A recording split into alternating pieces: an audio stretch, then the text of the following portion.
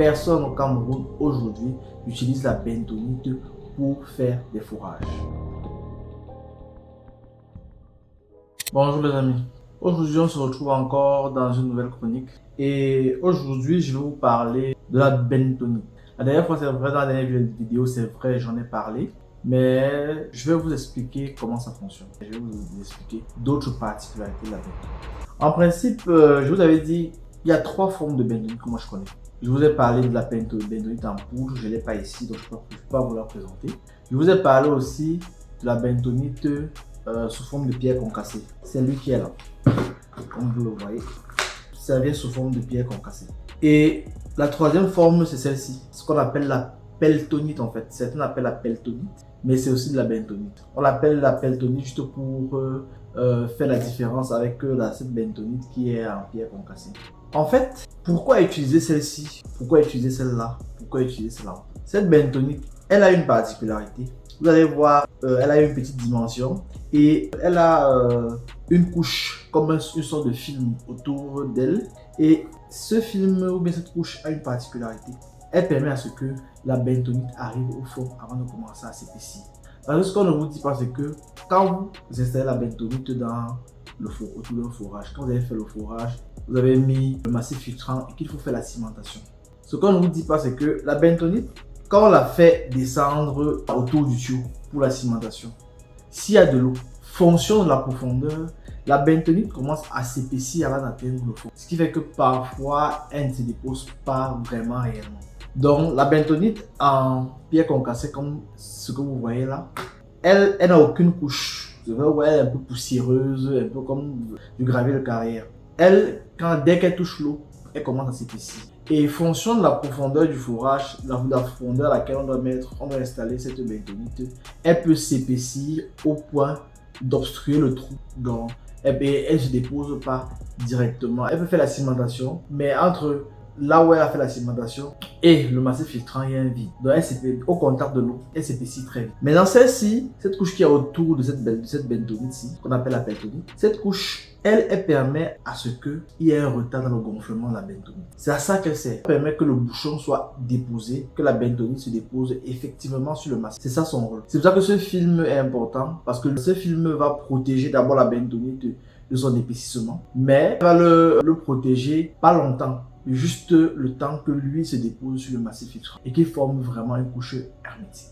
Donc, ça c'est ce que je voulais vous dire aujourd'hui concernant la bentonite. Cette bentonite, comme je l'ai dit la dernière fois, elle est utilisée pour faire ce qu'on appelle les cimentations pour augmenter le pouvoir filtrant de l'eau qui entre dans votre forage à travers les crépines. Donc, et aujourd'hui, personne, je ne veux pas dire beaucoup de personnes, je veux dire personne, et je pèse mes mots, personne au Cameroun aujourd'hui utilise la bentonite pour faire des fourrages. Personne n'utilise la bentonite pour faire des cimentations et augmenter le pouvoir du sol qui améliore la qualité de l'eau qui entre. Personne. Pourquoi? Parce que le prix que vous payez pour les fourrages ou bien les prix comme pour les fourrages sont très bas. Et ce matériel qui constitue une part intégrante du forage coûte très cher. Donc, ne vous étonnez pas si personne. Par contre, comme je vous ai dit la dernière fois, la conséquence est que votre forage, la qualité va s'altérer plus rapidement. D'où la nécessité de faire de l'entretien. Vous aurez tous des forages aujourd'hui. Faites de la bonne manière. Pas fait de la bonne manière. Mais il y a quelque chose, une opération que vous ne pouvez pas fuir en fait, c'est l'entretien. En fonction des forages dans lesquels on a mis la bentonite, l'entretien est peu long. Mais les forages dans lesquels on n'a pas mis la bentonite pour la cimentation, l'entretien doit être plus court. Ça, c'est ce que j'ai appris dans mes années d'expérience. D'aucuns viendront dire que c'est pas le cas, mais je vous parle de mes expériences. Je ne parle pas de ce que j'ai vu les autres faire. Je vous parle de ce que j'ai fait, ce que j'ai pratiqué. Et je vous parle de ce que vos enseignants ne vous apprennent pas. Parce que je sais que ça, on ne vous apprend pas à l'école. La plupart de vos enseignants n'ont jamais vu ce qu'on appelle une bentonite avec les yeux. C'était tout pour aujourd'hui. Je vous dis à la prochaine vidéo. Moi, j'ai lancé mon programme de formation. J'ai déjà 2 personnes qui sont intéressées par la formation. C'est une formation de chercheur d'eau complète. Un chercheur d'eau, c'est un technicien multidisciplinaire. Je n'ai pas envie d'avoir les mots de tête pour dire que je vais te former ici ou pas te former là-bas. Parce que tout ce que je vais vous apprendre, ça va vous aider à bâtir votre formation, à bâtir qui vous êtes dans le monde du forage. La formation que j'offre, comme je l'ai dit, c'est une formation sur 6 mois dans les techniques de forage, dans la recherche de l'eau, dans la compréhension des sols, dans l'entretien des forages, l'équipement des forages, l'installation des pompes manuelles, des pompes électriques, dans le diagnostic des forages, dans l'essai de pompage et dans pratiquement une panel de domaines qui sont les domaines d'intervention, les domaines de compétences du chercheur d'eau. C'est pour dire en fait que pour participer à cette formation, il faut être principalement géologue ou bien il faut avoir des notions en géologie. Ce sera plus facile pour vous d'apprendre. Ensuite, c'est vrai aussi que c'est pas seulement les géologues qui font la recherche de l'eau, il y a aussi des physiciens et tout. Mais ceux qui veulent se former, la formation c'est sur 6 mois et ça coûte 3 millions. Pour être efficace dans ma formation, il faut que j'atteigne un nombre de 10 apprenants parce qu'on va tout vous apprendre. Je vais vous montrer tout ce que je sais, tout ce que j'ai appris. Je vais vous transmettre tous mes 10 années d'expérience dans le domaine du forage. C'est ça que je vais vous transmettre. Et comme je l'ai dit, la formation c'est 3 millions sur 6 mois.